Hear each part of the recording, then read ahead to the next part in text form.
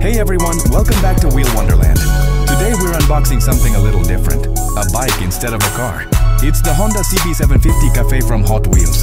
Check out the blister pack art. We've got a sleek rider in all black gear, leaning into a curve, and the bike looks fast even while standing still. This one's from the 2024 mainline, number 150 out of 250, and it's part of the HW Moto Series, 1 out of 5. Let's crack it open and take a closer look. And here it is, the Honda CB750 Café. I love the details on this bike. It's painted in a bold red and black color scheme, with golden rims that really pop. The frame and engine are all blacked out, giving it that custom cafe racer vibe. It's got a low handlebar stance and a narrow profile, just like a real cafe. Bike built for speed and style. Flip it over and you'll see Mattel, Malaysia stamped underneath. Of course, there's not much going on under a bike casting, but Hot Wheels still manages to capture the spirit of the machine. I think it's awesome to see bikes like this in the Hot Wheels lineup.